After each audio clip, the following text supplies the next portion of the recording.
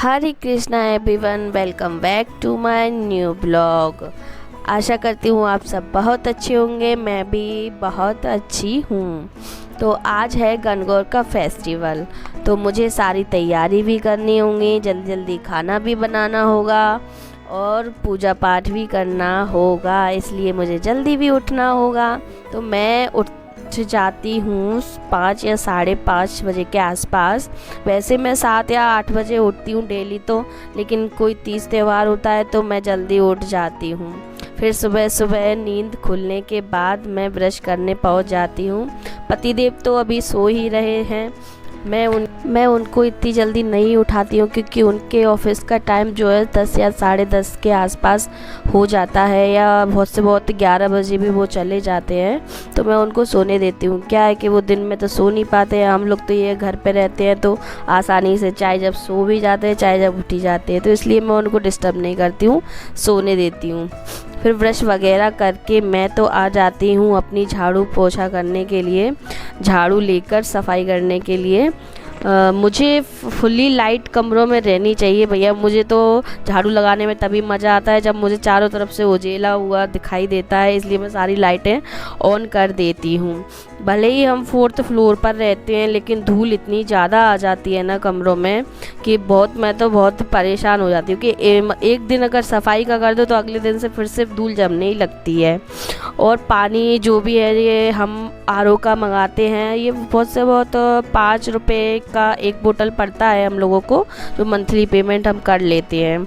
वैसे अच्छा होता है, लेकिन क्या है कि बाकी का पानी जो फ्लैट में आता है वो तो हम बाकी के कामों में यूज़ हो जाता है, और ये जो है जो हम पीने के लिए वो बाहर से मंगा लेते हैं। और फिर मैं आ जाती हूँ बाहर सफाई करने के लिए दहलीज पर।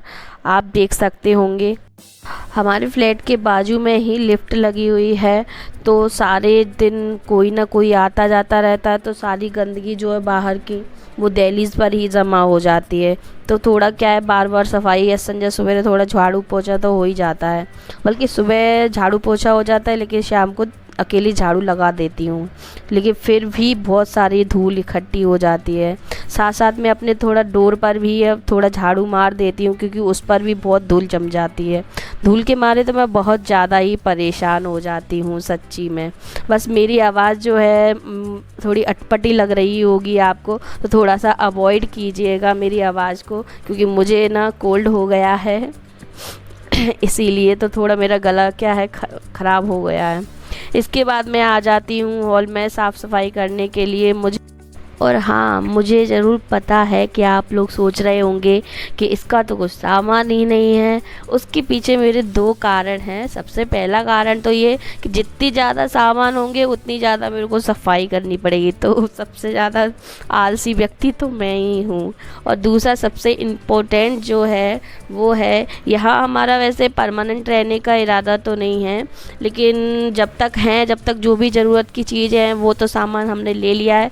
लेकिन जो वेस्टेज है, क्योंकि यहाँ तो हमें रहना नहीं है, जाना तो हमें अपने MP में ही है, तो वहीं हमारा सेटलमेंट रहेगा। लेकिन जब तक यहाँ है तब तक हमने ले लिया था जो भी यूज़फुल सामान था वो। और ज़्यादा सामान ले लेंगे तो फिर उसको बेचना भी पड़ेगा, क्योंकि यहाँ से अगर जाना हो गया हमारा तो यहाँ बेचने में प्रॉब्लम, कहीं ले जाने में प्रॉब्लम। तो इससे अच्छा है जो हम ना ही लें वही बेटर है, क्योंकि यहाँ से हम चले जाएंगे बेच बाच के तो फिर हमें वहाँ पर भी ख़रीदना पड़ेगा इससे। और फिर कोई भी चीज़ अगर हम ले लेते हैं तो उससे थोड़ा लगाव हो जाता है, तो आसानी से कोई भी चीज़ बेची नहीं जाती है मेरे से तो। और क्योंकि हम फीमेल लोग होते हैं तो थोड़ा क्या है, बड़े जतन से हम सामान खरीदते हैं, और आसानी से हम उनको दूर भी नहीं कर पाते हैं। तो इससे अच्छा है कि हम सामान ना लें और उतना ही सामान लें जो हमारे यूज़फुल है। इसीलिए मेरा ज़्यादा सामान लेने का मन नहीं था। और फिर इसके बाद मैं आ जाती हूँ दहलीज को शुद्ध करने के लिए। और और आप लोग ये ना सोचना कि पोछा तो लगाया ही नहीं मैंने, पर पोछा मैंने लगा दिया था।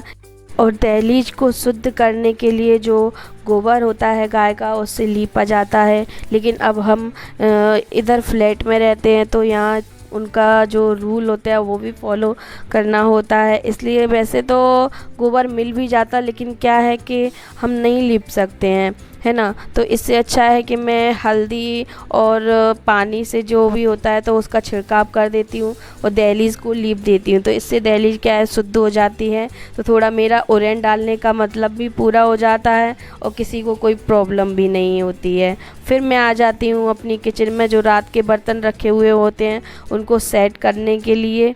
फिर चली जाती हूँ इसके बाद मैं नहाने के लिए। नहा के जो भी होता है, जो भी मैं सारी तैयारी होनी होती हैं वो सब कर लेती हूँ, क्योंकि मुझे जल्दी जल्दी खाना भी बनाना है। क्योंकि इनके जाने से पहले मैं अपनी पूरी सारी तैयारियाँ, पूजा पाठ वगैरह कर लेती हूँ। क्योंकि फिर जो है मुझे अकेलापन लगता है ना, तो बस वो नहीं लगता है। तो ये मेरी थोड़ी साथ में हेल्प करा लेते हैं, थोड़ी पूजा पाठ भी साथ में करा लेते हैं, थोड़ा बहुत मैं भूलती हूँ वो भी याद करा देते हैं। तो इनसे थोड़ा सहारा मिल जाता है।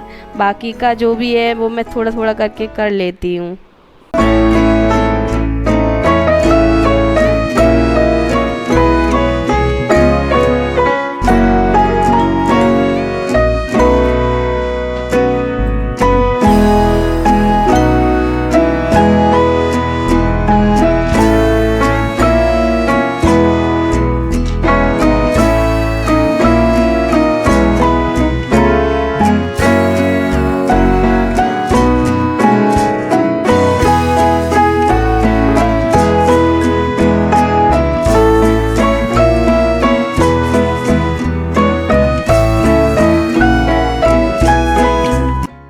और इसके बाद मैं चल पड़ती हूँ साज श्रृंगार करके दूल्हा लेने के लिए।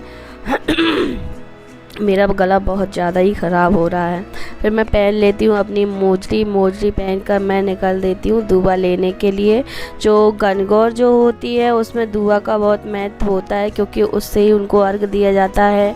दूध और जल से जो छिड़काव किया जाता है वो दूल्हा से ही किया जाता है। इसलिए मैं जाती हूँ नीचे गार्डन से दूबा लाने के लिए, क्योंकि गार्डन में बहुत ज़्यादा दूबा लगी है। तो हम वैसे तो मेरे गमले में भी थी, लेकिन वो बहुत छोटी छोटी सी थी, इसलिए मैंने सोचा चलो नीचे ही जाके ले आती हूँ। तो मैंने तो पतिदेव को अंदर ही लॉक कर दिया और जाती हूँ नीचे।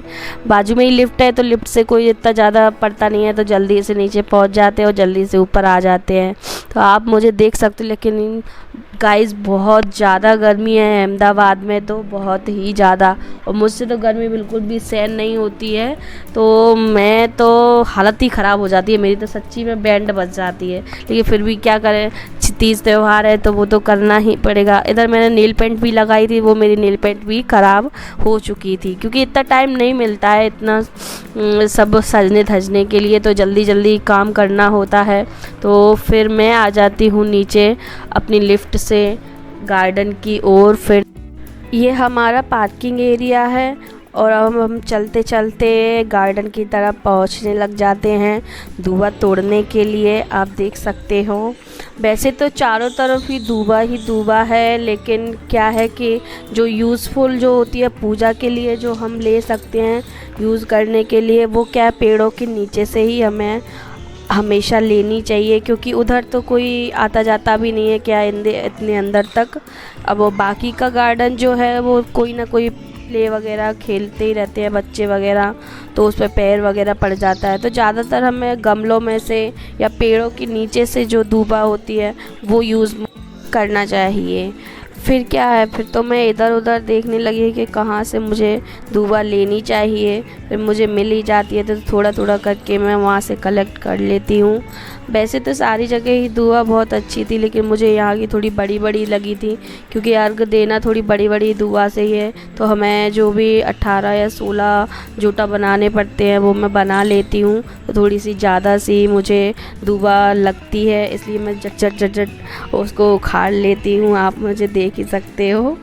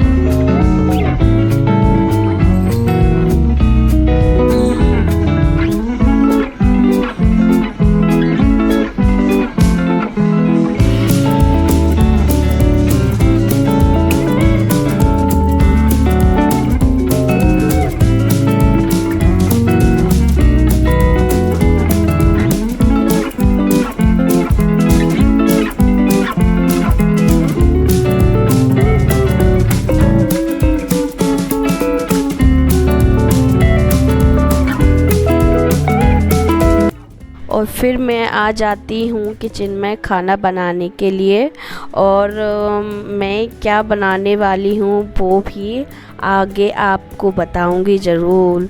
वैसे तो गणगौर पे कच्चा पक्का दोनों खाना बना सकते हैं, लेकिन कच्चा खाना बनाने के लिए टाइम बहुत चाहिए होता है, तो वो मेरे पास नहीं था, इसलिए कि मैं पक्का खाना बना रही हूँ। क्योंकि कच्चा खाने में कढ़ी ज़्यादा टाइम लेती है, और फिर और इनका ऑफिस का टाइम हो रहा था, तो इसलिए मैंने सोचा क्यों ना पक्का ही बना लूँ, तो इसलिए मैं पक्के का डिसाइड कर लेती हूँ। आप लोग भी अपना टाइम बचाकर जो आपको पॉसिबल होता होगा वही खाना आप बनाते होंगे, मुझे लगता है, क्योंकि मैं तो ऐसा ही करती हूँ। क्योंकि ज़्यादा टाइम नहीं होता है तो मैं ज़्यादा फालतू के काम नहीं करती हूँ। और बहुत से लोग तो ये भी सोच रहे होंगे कि किचन कैसे फैला के रखी हुई है, तो मैं आप लोगों को बता दूं कि मेरे घर में आ गया था कबूतर। जहाँ, जी हाँ, जहाँ कबूतर बहुत, हमारे यहाँ तो बहुत ज़्यादा ही परेशान करते हैं कबूतर, इतना परेशान है कि बहुत ज़्यादा ही। क्योंकि अगर विंडो खुली रह जाती है तो वो अंदर आ जाते हैं, और रात में मुझसे विंडो खुली रह गई थी, तो उसका नतीजा मुझे सुबह भुगतना पड़ा था कि उन्होंने ना रात में रहकर मेरे 2 कप तो फोड़ ही दिए थे, और सारा प्लेटफॉर्म जो है वो भी गंदा कर दिया था। इसलिए मैंने सारा सामान नीचे उतार कर धोकर रखा हुआ था। मैंने सोचा कि पहले पूजा पाठ से निपट लेते हैं, फिर बाद में मैं सामान जो भी है वो अपना एडजस्ट कर लूँगी। तो यहाँ आप लोगों को दिख रहा होगा कि मैं यहाँ रायते में छौंक लगा रही हूँ, क्योंकि मुझे छौंक का रायता बहुत ज़्यादा ही पसंद है। और गर्मियों के टाइम तो ऑल टाइम मेरा एक भी दिन ऐसा नहीं जाता कि मैं रायता ना बनाऊँ, मुझे ऑल टाइम रायता चाहिए भाई, रायता तो मेरा फेवरेट है।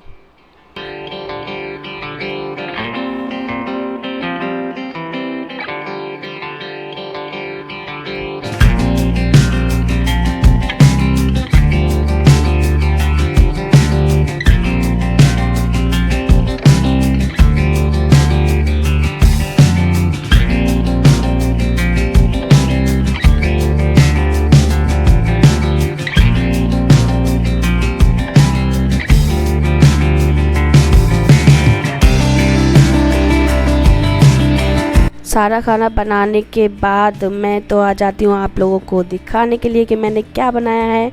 ये बनाई है सबसे पहले तो मैंने चाशनी, क्योंकि मुझे मीठे गुटगुटे बनाने थे, इसलिए मैं मैदे के गुटगुटे बनाती हूँ, कोई कोई बेसन के बना लेता है। यहाँ बनाया मैंने छौंक वाला रायता, और ये है मेरी टमाटर और पनीर की सब्ज़ी, ये रही मेरी चावल की खीर, बहुत ही देखने में लजीज लग रही थी। ये है ग्वार की फली, इसमें मैंने पटेटो नहीं डाला है क्योंकि मुझे ज़्यादा अच्छा नहीं लगता है।